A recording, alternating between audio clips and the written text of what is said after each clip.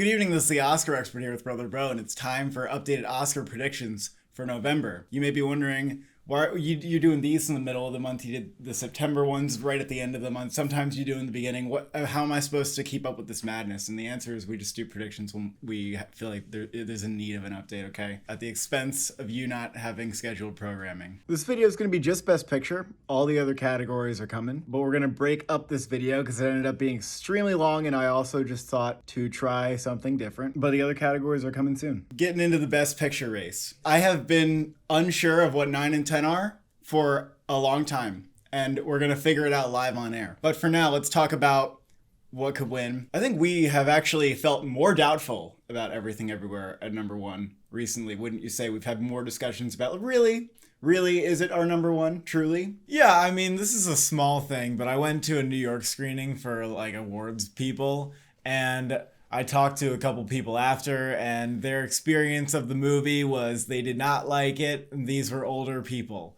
And so it really does make sense that older voters are going to have a harder time like getting on this film's speed because it does move at such a frenetic pace. And they also said that it felt very explainy. Every single Best Picture winner, though, is criticized for something. You know, even if The Fabelmans wins, people will criticize that for something. But, you know, these are the things that Everything Everywhere has going against it. We have to acknowledge that. It's not a film that everybody can just jump into and love. It's going to be easier for people in the demographic of our audience and obviously Letterboxd people. But, you know, that's a bubble. And there's a separation. There's like a generational divide. The Fabelmans screened at AFI recently, and it was like, you know, met with even more glowing reviews. Like, the 4.2 on Letterboxd is maintaining. It has a solid 84 on Metacritic. Like, everybody really likes The Fabelmans. And a lot of those people who are turned off by Everything Everywhere, they will have The Fabelmans higher on their ballot, you know? Yeah, but also, like, is The Fabelmans people's favorite movie of the year? Or maybe could something else, you know, challenge that? Or could it challenge Everything Ever All at Once? The Fabelmans hasn't come out yet, so we don't know if people are screaming about it being like the best movie of the year. Yeah. Not that that happens for every Best Picture winner. Like, people weren't really saying that about Coda. Well, I feel like The Fabelmans would have an argument to just do very generally well, like maybe The Shape of Water, where it's a lot of people's like I get the preferential ballot thing, you know, because Everything Everywhere might be like low on some people's. Fabelman's pretty agreeable movie, but like, should we still stick with Everything Everywhere? Like, is this actually the best prediction? Does this have the best shot? Let me still tell you why there's an okay case. I still think things are looking good for Ke Huy Quan, okay? Sure. And a supporting actor win is like more correlative lately with winning Best Picture than even a lead acting win. But like, to be fair, Fabelman's would have won Best Supporting Actress. So it's like, I don't know if that hypothetical scenario, I don't know if you can apply hypotheticals. I think you can apply that. Because we remember the last time we tried to apply a hypothetical, Carey Mulligan would have won the BAFTA for Promising Young Woman. It didn't work. This is clearly going to be a race that, if it is between these two, or if it's between, you know, even the number three, this race could come down to original screenplay. We're going to know what wins Best Picture when original screenplay happens, unless something else, you know, comes into the winning conversation. The Fabelmans can win director pretty easily, I think. Director, screenplay, picture is a package that could happen. Parasite got that with the addition of international feature. It's a little bit more of an odd one. Like, a screenplay supporting actor combo is more common lately. That's what Everything Everywhere would be looking at, with maybe an editing. Yep. I also think if Fabelmans is probably going to be the early frontrunner, Critics' Choice, Golden Globe could go for it. Yeah. Where would things start to change? I also don't even know if Everything Everywhere would win the comedy Golden Globe over Banshees. Like, I could see that going either way. Yeah. Like, where is Everything Everywhere going to turn around? PGA? I feel like SAG is where it would need to turn around. I actually think if everywhere... That's like a big gamble, though. Like, for to say that it will win SAG. I'm not saying that it will. I'm just saying if Everything Everywhere is going to win Best Picture, I think that SAG is going to win SAG Ensemble. That's another race that Fabelmans will be involved in, and they will be competing against each other. But do you think that makes it the more likely one, just because you could see this little offshoot scenario where it wins SAG? Fabelmans could just check all the boxes, okay? Nomadland checked all the boxes and it won. It didn't check all the boxes. Power of the Dog checked all the boxes until it didn't. So Fabelmans is going to be checking all the boxes for a while. But it's just that feeling of it being too easy. There's a lot of angles that you could tell for the success of Everything Everywhere on like a story level, and, you know, diversity and it moving filmmaking forward and connecting with people's hearts. Like, there's a lot of different angles. Fabelmans is like that Oscar-y package movie that we don't see winning Best Picture very often lately. The narrative is around a celebrated filmmaker, and that's usually a narrative that people think will help a movie a lot, and then when it comes down to it, Best Picture doesn't go to that kind of movie. Yeah, like The Irishman. Even Power of the Dog to an extent, like Roma. A lot of Best Picture frontrunners seem like that, and they don't quite work out. Or they just win director. And when I think about what other movies can win, I think Everything Everywhere looks decent. So if we're going to predict that Fabelman's runs out of steam, that's a movie that could flip it over. So what else could possibly win? You know, if we had to use our imagination, I don't think at this point last year we would have been talking about Coda as a winning movie, which is fair. I mean, even up to nomination time, we wouldn't have been talking about it as a winning movie because it got 3 nominations. What could maybe win screenplay, maybe an acting award? You get The Banshees of Inisherin, okay? Yeah. The thing is, that movie will probably do very well on a preferential ballot. I have no doubt that movie's going to get a bunch of nominations. I could even see it overperform by 1 or 2 on nomination morning. Absolutely. And I think the 3 actors could take it everywhere. Like, they could just be a little team that hops around and then maybe even get a 4th 3 in. actors? Maybe even get a 4th in. We could have 4 for actors. the Oscar. Brendan Gleeson is the number 2. Like, yeah, but maybe. I think there's room for a possible Carrie Condon win. Like, well, there's room for anybody to win that category who's nominated, I think. And you're right that it could win screenplay, even though it is competing with Fabelman's and Everything Everywhere. That is still a possibility. It does feel like it would be a weird Best Picture winner because what does it really like represent to people? Like, it has super low stakes and it doesn't really just like an existential like examination of like our behavior and you could apply it to like modern times. Absolutely. That's the problem. I agree. That's the problem with Banshees is that it's just hard to like come up with a broad reason to give it the award, except it's just a well-made, well-acted movie. Now, Women Talking is a movie that a lot of people think could win because it will probably win adapted screenplay and it could win supporting actress. We thought it could win and it for could win score. I do agree with all that, but I also can see a scenario where Women Talking becomes like a number 6 or a number 7. Yeah. Like where it's not even a top 3 contender. Or maybe it is. There's just something missing from it. I think it's the 90 on Metacritic. It has like an 80 on Metacritic. I think it's just not, and it has like a 4 on Letterboxd. Like it's broadly liked. Audiences. I don't think we should lose hope in it. I mean, this thing's winning the Oscar for Best Screenplay. It's very well made, and I was hard pressed to find someone who did not like it a lot at TIFF. Like that it wasn't one of their favorites. I think it's definitely going to get nominated, but I agree that it could be something that slips a little lower just because maybe it's not a lot of people's favorite movie. Thinking a little similarly to like a One Night in Miami, although that fell all the way off. That was like top 3 and then it fell all the way down. This won't fall all the way down. Babylon. I think you should just put Top Gun at number 4. No. I think Babylon's still number 4. Because Babylon's going to get 10 nominations. It might win a big acting award. It could win some text. And it's still kind of a contender for director, like to win. So a lot of people are kind of doing a wait and see approach with it. I don't understand that. This is clear, like giant Oscar bait. Like we can't just wait and see with wait and see is like, oh, I don't know what to do with my Best Actress predictions, so I'm gonna leave her out there. And oh well, I'm that gives me permission to leave it out everywhere because I can't make room for stuff that I want. But if any movie for the rest of the year comes out, gets nominated, that we haven't seen yet, I mean, this is it. This is the movie. Usually happens. You got to bank on 1 or 2.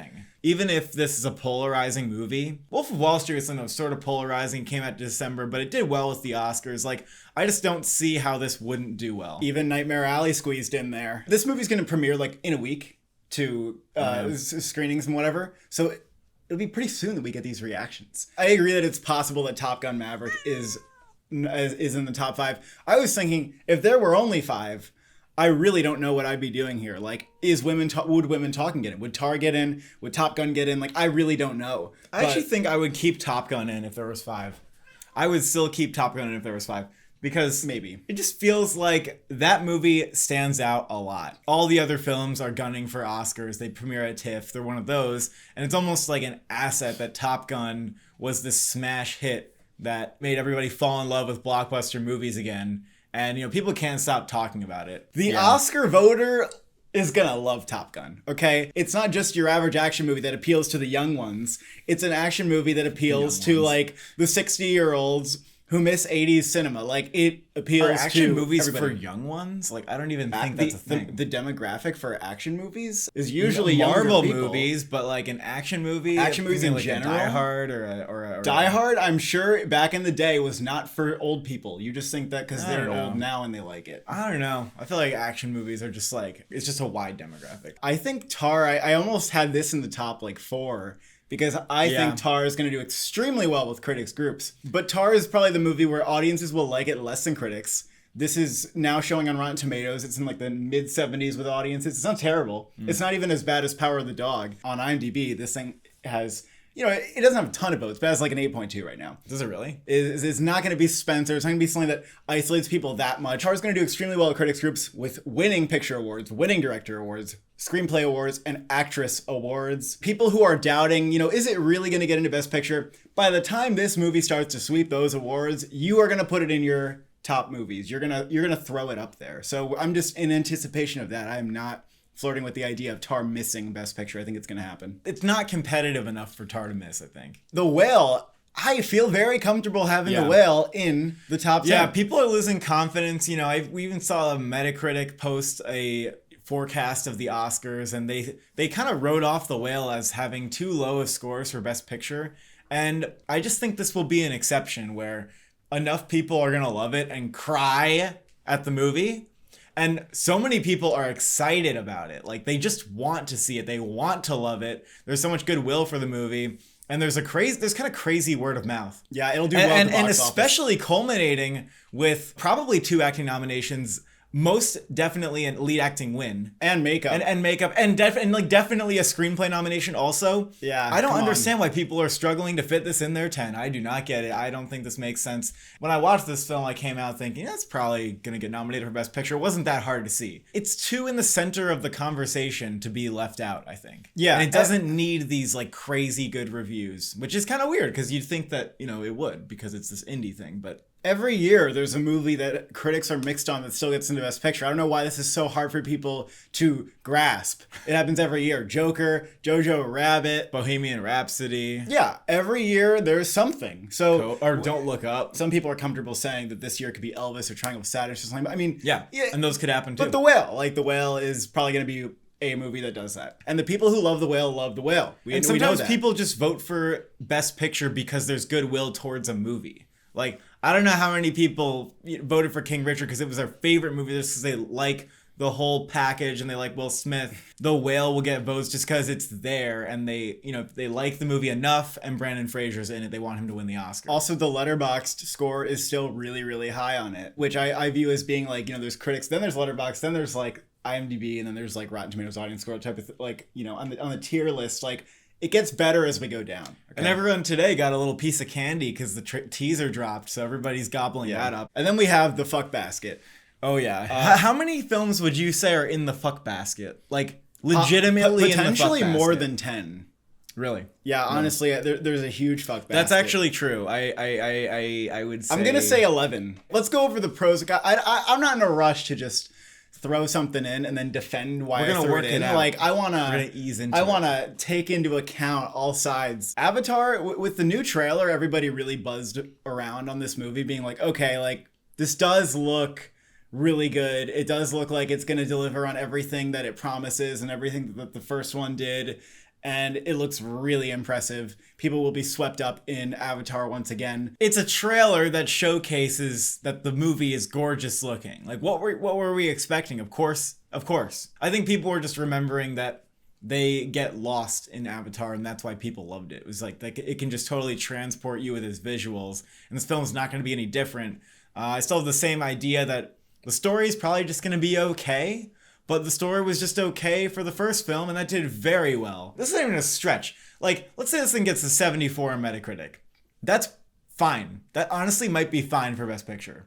Because Dune had a 74 on Metacritic. It really just depends if it has like a chunk of 100s or if people are like, yeah. If some people are feeling it really hard. Avatar has a whole fuck basket of below the line nominations it's actually going to get. It's not a fuck ton. It's visual effects, sound, production design. Those are like the main 3 that it like has to get. Score and cinematography are nominations that I think would go along with picture. Maybe not. Cinematography is not even a stretch. Well, we're going to get to that, but I think if Avatar is in picture, it can win cinematography. And When the first one came out, people were all psyched about like, oh, this is a different kind of cinematography. And then now it's like something that we're more used to. But there are also like some live action scenes in the Avatar one where they're like on Earth. Like this one is literally an animated movie in a way. And visual effects and cinematography have a big correlation. We know it's winning visual effects. So I've been actually closer than ever to thinking that this could be my top 10. It's definitely a contender. Yeah, everyone freaked out after the trailer. I mean, I don't know. Maybe it gave me like the wake up call I needed. Like, hey, people don't care about like is Avatar really good? No, they're going to be like, actually, Avatar was good. All I wanted is to get immersed in this amazing world, and I did. So fuck off. Black Panther, Wakanda Forever. The reviews just don't quite seem to point towards a Best Picture nomination. Like, it's definitely not as well received as the first. Tell me what the reviews are. Well, I actually don't know off the top of my head. It's a 71 on Metacritic, and it's like a 93 on Rotten Tomatoes. But the average No, it's an 88 on Rotten Tomatoes. Look it up. Look that up. That is terrible. It's terrible. I'm just kidding. People are saying that it works on giving you like the Chadwick Boseman tribute, but it has, some of the shortcomings that you might expect from a Marvel movie. And technically, people say it's pretty marvelous, but the Best Picture nomination, I don't think it's quite going to be there. And if we're being honest, Brother Bro and I did just see the movie, and it was a little bit mid, and I have pretty little confidence that this is a Best Picture thing. Let's just put it that way. Well, my segue was to say that if Black Panther goes down, then it does make me a little more confident in Avatar. Yeah. Just like steal the thunder of like, yeah, okay, we can put another blockbuster in here besides Top Gun. And the fact that Avatar is coming out later, it is in a position to steal the that's Wakanda true. Forever, It sets itself apart even with its release date. Elvis, we're seriously considering. I know a lot of you are probably screaming at us saying, why hasn't this been in your predictions? Well, it might land here today. Wait, I don't know. Or next month. We definitely toy with it. And the thing with Elvis is that it's already getting Best Actor, costumes, and makeup. It might get production design too. Yeah, maybe production design. And if it got nominated for Best Picture, you could see sound or something. Maybe even editing on the scariest day. Yeah, on the scariest day. So it's important that Elvis is already getting 3 nominations. Is Elvis really the movie that's going to have first half of the year sustained momentum into the Oscars? Or are some of these new movies going to, out campaign and be like, we're new and Pinocchio's out and Avatar's out and all that. And Elvis can go like kind of, kick a can all the way home and go jack off. I can't help but think that this film actually has a shot with like Critics' Choice, and that it's gonna get, it's gonna pick up some nominations here and there. I actually don't. I don't really think that's gonna end up happening. I think it could be dangerously close. Close. Maybe AFI, like, and I don't know, PGA, like they have a lot of blockbusters this year that they could go for. So it's like maybe they could go for Elvis. Elvis is iffy, and it's also Warner Brothers' only movie this year. Warner Brothers gets a movie in nearly every single year. They're definitely going to push it. Yeah. But I mean, again, like the fact that they have Austin Butler out front with a couple techs is very important. The fact that he's very considerate. I very consider that. The fact that he's guaranteed. And the movie, like it was on TV, so, someone was watching it, and it's such a like haze. It's such a fever dream of like Elvis, like chasing him through a hallway with like lights and shit, and like you don't even know what's going on. There's like canted angles, and like the camera's just like moving everywhere, and it's red, and it feels like Elvis is like trapped and running away from Tom Hanks. Like that's how this movie like becomes abstract in my mind. Like I wouldn't be surprised. If during awards season I have nightmares, I guess that's just people's thing. Some people just like a blur of music and rock and roll. But I don't really get it. So Elvis, like solid shot. I think I probably believe in it a little bit more than you, because it's kind of Oscar bait too. Like, are you missing that? Are you missing the fact that it's kind of Oscar bait and that people really like musical biopics? It's also kind of fucking. It's kind of fucking weird. I feel like it's more about like Baz Luhrmann. And Cole, some people love Baz Luhrmann. But is Elvis a movie that maybe some voters will be like, oh, I like that movie, but it's not like Best Picture quality. Like it's not a thing. My question is just how many are like, yeah, I like that movie a lot. I was ready to kind of dismiss She Said and put it at the bottom of this pack, but part of me thinks like the fact that the screenplay nomination looks very likely, like if we're talking 10 guaranteed slots, this could slip in as like the number 9 or the number 10, and it doesn't need to get even it doesn't even need to get Carey Mulligan. Like it could get Carey Mulligan and then you have a nice package of 3 nominations, but I think it could just get screenplay and get picture. Like She Said seems to kind of lack passion, because a lot of people feel like it's a 7 or an 8 out of 10. Look on Letterboxd, you can see it. Look on Rotten Tomatoes. Guilty as charged. Yeah. Is that a lack of passion, or is it a thing where voters will be like, this movie was important and I will vote for the movie, and I like maybe they'll just like it a lot. Okay, here's something I don't buy about She Said. People saying, the industry is going to make this calculus that it's going to save them, that they know they have they're kind of feel guilty that they didn't speak up about Harvey, and they want to redeem their position in the industry by making movies about how they not making movies, voting by for voting movies. for movies. Like, it's just so, that's really weird to me. Like, it doesn't resonate with how an individual person votes. So when people start talking about like Hollywood will do this in the abstract, I don't understand. If you can't apply that to an individual, I don't get where you're coming from. Here's the other thing what She Said. When you look at this basket of nominees, you have some weirdo movies like, like Glass Onion, Elvis, Triangle of Sadness, like, international films, like, but then She Said is just this very like even Oscar bait movie that could just be like comfortable enough for people. So, and some people really believe in this thing. Like, a lot of people have it comfortably in their 10, and I am just uneasy about that. Actually, I see a lot of people who have it as number 10. I also don't feel like it's going to do that well in movie theaters. Yeah, I don't know a lot of people who are like, I am going to pay to watch the Harvey Weinstein scandal movie in a theater. And I think it's fair that it's like very contemporary. And so a lot of it's going to feel familiar. And that's not the best for leaving an impression, like a movie that's going to stay with you till the end of the year. I don't think She Said is that kind of movie, but I've been surprised before by other films that have made it in. This thing getting in for screenplay is pretty compelling. And I also think if this gets SAG Ensemble, which it would deserve, then I would put it in for Best Picture in my top 10 probably. Triangle of Sadness. I do believe that voters could like the movie enough to nominate it. Like, it has a 7.9 on IMDb, over 10K votes. Like, people like the movie. Yeah. It's hard for me to find people who don't like it. A lot of people actually know the movie who are normies. From my experience, I've talked to a lot of people who are like, oh yeah, that movie looked funny,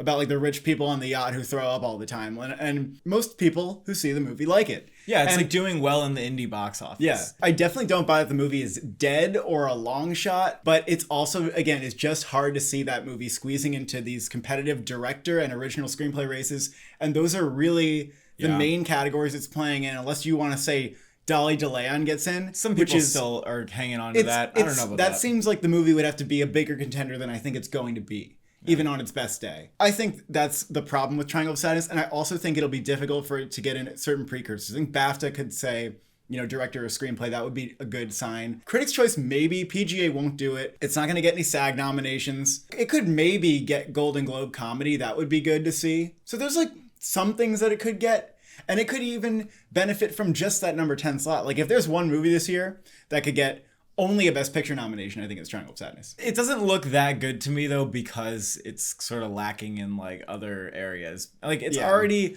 getting bumped out by Tar and screenplay. So it's hard for me to factor that in. I would like to see that movie get in here. Then we got Pinocchio, Guillermo del Toro's Pinocchio, which has a 93 on Metacritic. This is one of the best reviewed films of the year. Okay?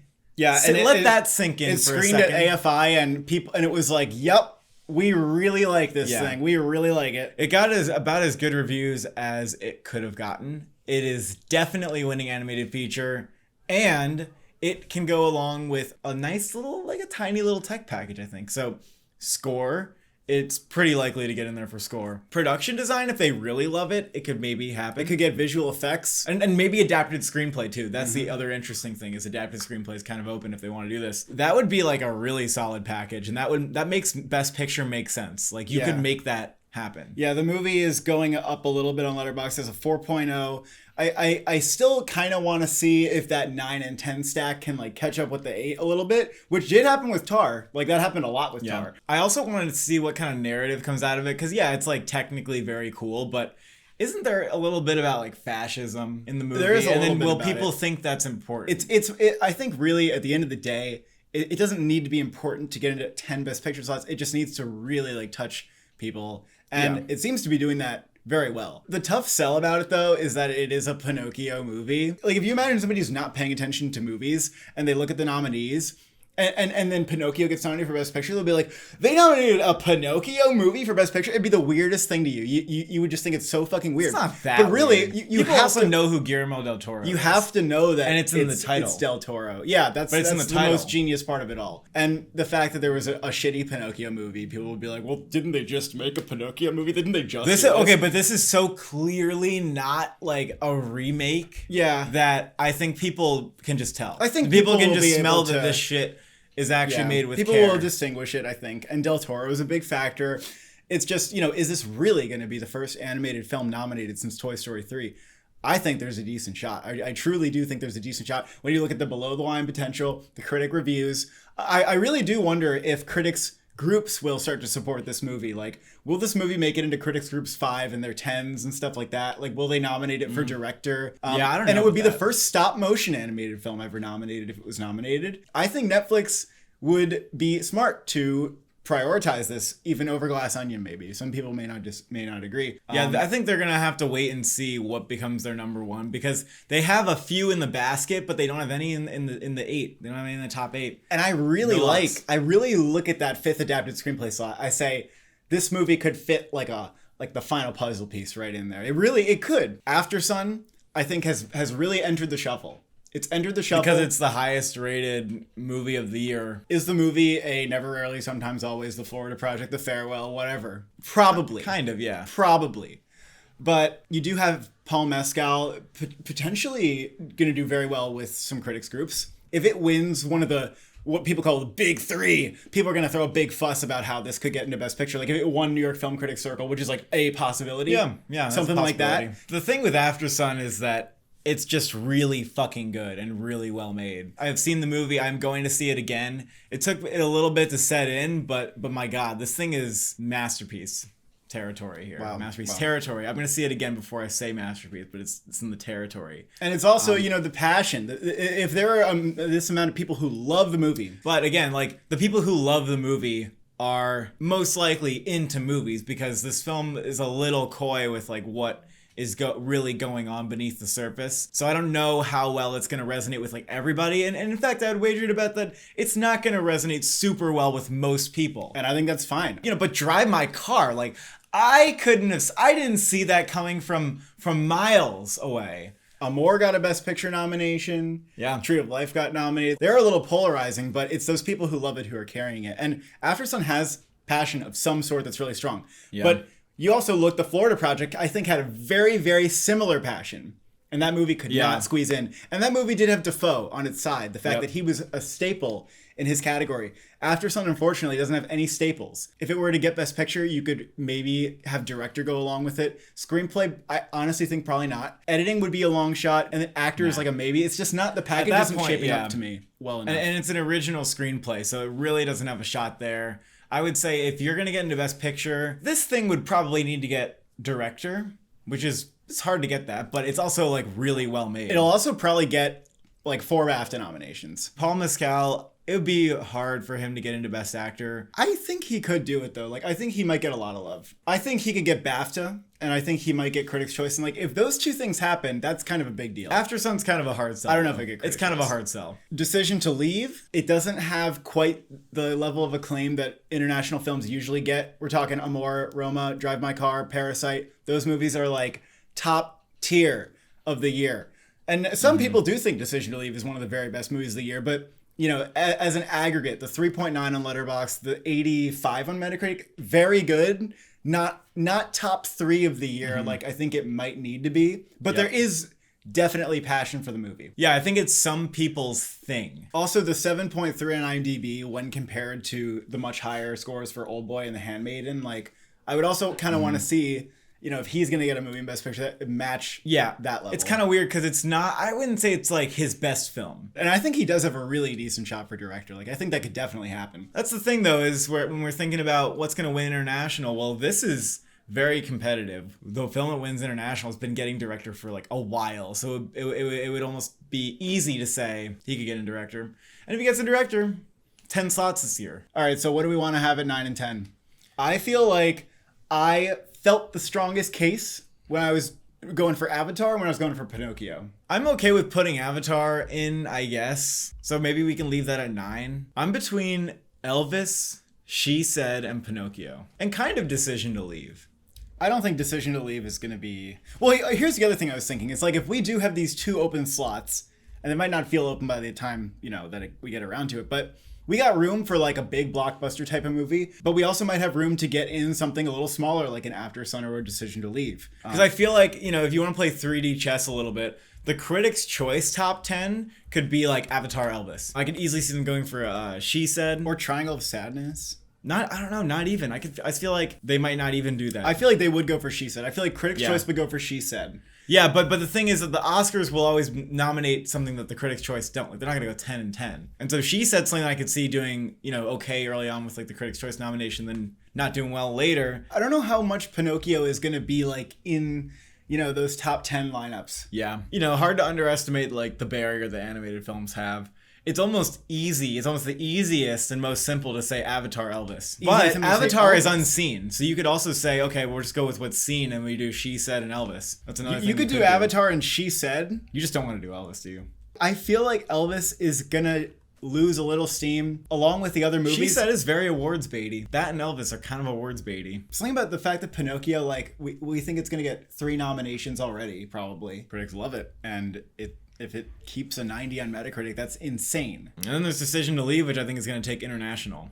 You think Decision to Leave is more likely than After Sun? I don't know about probably. that. Yeah, probably. But After Sun's going to win more Critics Awards, I think. I don't care. I mean, Decision to Leave's going to win international feature, so. I would be fine with just doing Elvis, Avatar. I actually don't care. But Avatar, Elvis, Del Toro's Pinocchio, and She Said, you can put whatever the fuck you want in, and I don't give a shit. If you're going to have a movie like Avatar, the other one maybe has to be a little more of like the Oscars, like Pick and Drive My Car or something. Kind of. Like, or they're just going to go with like Elvis and Avatar, the blockbuster. Yeah. It's just, like, I'm looking for like the critic movie that surges. The critic movie that really surges. Well, After Sun could be that too. I don't think I can predict After Sun because I'm not going to predict. I'm not going to predict After Sun, but I feel like She Said is too in between. Like, it's not the critic movie that surges. It's just like a bait movie that would just kind of like get in because it was supposed to. Yeah. But it's also Universal's second movie. Put in Pinocchio then, I guess.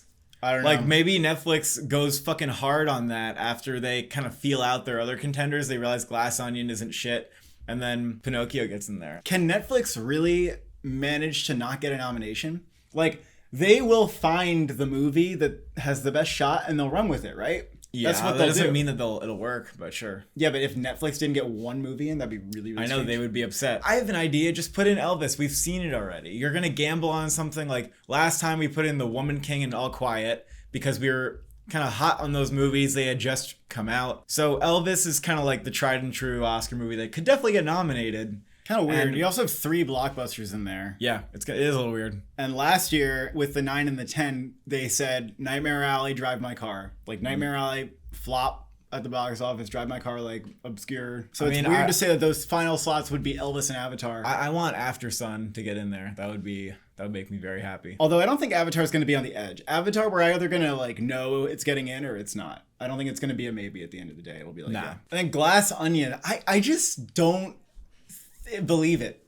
I just don't quite think it's going to happen. I don't quite see it either. I feel like the movie is entertaining and fun, but it's just a little too fleeting, and it's not better than the first one. It's too fun. It's just too, like, it's just hey, fun. Glass, this franchise is awesome. I really like these movies. Keep them up. Like, it's not like we need to nominate this as one of the best movies of the year type of thing. Yeah. And Netflix can push it as hard as they want. People are really putting this in their predictions because of Netflix's power alone. I don't think I'm going to do that. Like, if I'm going to put a Netflix movie in, it's going to be Pinocchio because Pinocchio has actual passion, respect for the craft and everything. Glass Onion is probably only going to get an adapted screenplay nomination. And yeah, the first came close, and people do think it's similarly good to the first. I think it just needs to stand out more. It can't be just as good as the first. Yeah, we've already seen the first. Yeah, it's not as new as the first. All Quiet on the Western Front. Some people feel like they're sensing that this movie is dead because there hasn't been as much hype around it. But I would direct you to the fact that this was number 2 on Netflix when it premiered. And it has like 40,000 votes on IMDb. So like, People saw the movie. Well, a and lot it of those also are has- probably German. Germany doesn't still even have matters. 40,000 people, so there's got to be other people who also voted for this. No, I think that it could get 40,000 if it's like a hit in Germany alone. And it has a 7.9. So like, Yeah. you know, kind of as expected, IMDb does like war movies. That's kind of their shit. I think the problem with this one is that, you know, we did have it at like number 9 or 10 last time we did predictions because we were kind of like hot off the festivals, and it felt like this could break in. International movies are just held to a higher standard. And if this were an English language film, it wouldn't be that hard to say, like, probably gets in. But I agree that it's something we've seen before. It's like kind of objectively a movie that we've seen before. It's just a really well-made version of that. It's a nice package. It also doesn't have the established auteur behind it that I think can help it. Till, I mean, outperformed nearly everybody's expectations for it. This thing has like stellar reviews. I mean, if you told me the reviews in the beginning of the year when I was like, oh, Till could easily be a contender, I would have been like, well, shit, if it's getting those reviews, it's definitely going to get into Best Picture. But I don't know about it getting in because it's such a tough sit. It's such a like wrenching film. And I could see all of that going into Daniel Deadwyler and like people not feeling the need to honor the film outside of that. And also like what else would it get? I guess it could get Song.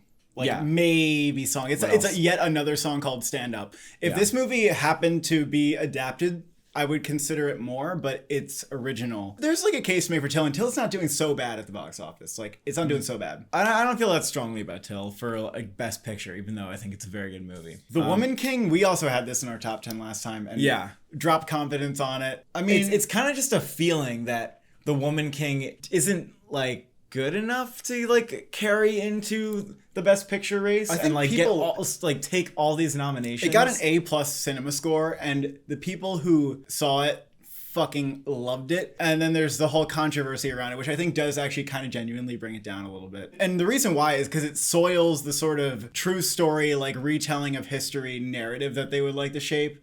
Because it doesn't sit right with a lot of people. Yeah. Like the true story. Like, it pleased the shit out of audiences. They liked it a lot. They loved Viola Davis. They loved Tusum Ubedu. But I also don't think it's guaranteed a ton of nominations that would make me like confident that it's getting in. Like, it still could get a couple. I just don't think it feels like the full-blown like Oscar juggernaut that maybe I feel like it has to be. We have to talk about Emancipation. We never talked about it on our channel before. Got recently announced that it's releasing. They put a trailer along with it. And there's like buzz around it that it's like Anton Fuqua's best movie since Training Day. But well, they put out the buzz for that. Just say like they also screened it to like some people who were like, yeah, this movie's good. But it was like, sure, you know, that doesn't really mean anything to me. Though. Yeah. It does look like gorgeously shot though. Like, my goodness. I think this is Robert Richardson.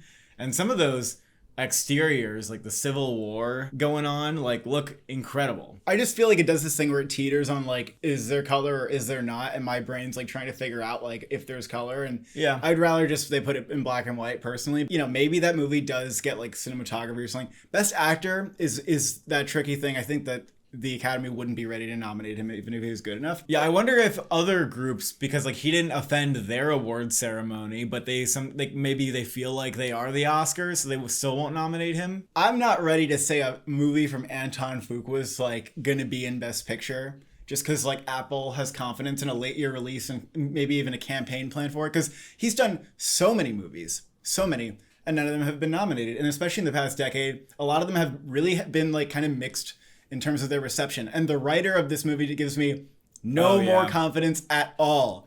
And obviously a good director can elevate the screenplay, but I think that this kind of looks like a revenge action thriller film. I'm sure there'll be like some interesting history in this movie, but you know, when you pair it with the fact that it's Anton Fuqua, I wonder if this movie will be going like for thrills. I think it will more mostly so be going than for being thrills. like the kind of important historical movie. Yeah, but I don't think people are craving the important historical slave movie anymore. I agree. People don't want a straightforward like slave torture movie anymore. And I think this movie is going to try to juggle like being a thriller with feeling important. I just don't have like the confidence that it's going to actually pull it off and be like a Best Picture movie. Yeah, it kind of feels like Cherry, where people were like, I heard Tom Holland's really good. The buzz around Cherry's quite good. And then it comes out and the reviews are just kind of like trash. Remember when I proposed to you that it would get an AFI nomination?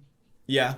I still feel like that could happen. That's fine. I still feel like That's it could be fine. like this weird thing where like the National Border Review and AFI are like hopping on it because it comes out like right at the end of the year, and they're like, oh, we're gonna take this first. We're gonna be the first to bite in. Do we think that Empire of Light is in the basket? Because I honestly feel like it is outside the shuffle. It's I like feel like it's in the- so gone. I mean, I want it to be so gone, but I wonder if it is so gone. But I really think it might be so gone. I feel like really it's think it gone. might be so And gone. Searchlight, they should just worry about Banshees at this point. They should like- just jump ship. It's like on Empire of Light. If that got into Best Picture, it would leave such a weird taste in my mouth. Nobody Yeah. loves it. It has It seems to be getting worse. flat- It's kind of like The Sun. It's almost like The Sun. The movie literally, I think, has under a 50 on Rotten Tomatoes. Yeah, see, now that That's like people a little have harsh to permission me. to be like, yeah, I heard this wasn't good, then I don't think. The buzz is just The reviews bad. are not good. The buzz is bad. The buzz is just straight up bad now. I don't see it, and I think that it's sinking in all of the categories that it was previously up for. I'm ready to say that I'm not really considering that. Yeah, I'm going to call that. I am putting Living on the Gone. list now. Because I thought Yeah. if Living is a Best Actor contender, which I kind of buy, Sony Pictures Classics, they can do the campaigning. If it's one of the stronger possibilities in adapted screenplay, and you have potentially like costumes because it's Sandy Powell, or even score, like because the score is really Yeah. good. You put the pieces together, and I almost see a hazy picture of Philomena in front of my face. Yeah. And it scares me just a little bit. Okay, it just scares me a little Yeah. bit. That's I something thought like the that could film happen. was like sweet but sort of boring and bland. I felt like it was like I've seen it before. I mean, I literally have. It's not just that it's a remake of Ikiru. It's like an old guy realizes that life is more than being Yeah. a business guy in a suit. Like, Yeah, like the that's first- every movie. That's the secret life of Walter Mitty. Like, it's everything. The first half was very boring to me because I was like, but I know what this is. And then I was just begging the movie, like, can you just be something that I don't expect? Can you be something that I don't know? And I actually liked it by the end. Yeah, I don't. It's hate not a it or bad anything, movie, but the olds, they might take to this movie. Like this, I they could guess. be like, oh my god, like oh, this is. But Bill Nighy is great. not even that big, like, of an actor. Yeah, he is. What's he in? Pirates of the Caribbean, Love Actually. Like, what? He's not in that I'm much. just telling you that he's just one of those actors that is like really, really well respected in the UK. Seen Bardo? I'm telling you, it's a weird movie. I'm telling Yeah. you, it is a weird movie. Yeah. And some people are like, "Oh, the new cut's gonna solve everything. Everyone's gonna like it after the new cut." Like, no, it's weird. Like, it's Nah. people are gonna be like, kind of what the fuck about it. Now, some people are obviously connecting with the movie. The reason that it's been rising on Letterboxd, it had a 3.2. It has a 3.8 now. The movie released in only Mexico. This is a case study that proves that Mexicans can relate to the movie better than the people who are watching it in Venice, and probably can relate to it better than me. And probably the Oscar voters. Like, there's something about it that's connecting with these people more. But I did understand all the wildly mixed reactions to this movie when I watched it. I quite liked Bardo. Like, I'm on this film's side, but even as someone who liked it and at some points was like really into it, really rooting for the film, and it is just like beautifully shot. Like, it did not disappoint in terms of filmmaking ambition, which Inarritu never does. But even as someone who's rooting for it, I can't help but look back and be like, yeah, there's some stuff in there that, you know, didn't need to be that way. It felt unnecessary. It felt like superfluous. It's a little too easy to dismiss as a vanity project, and it's a long film.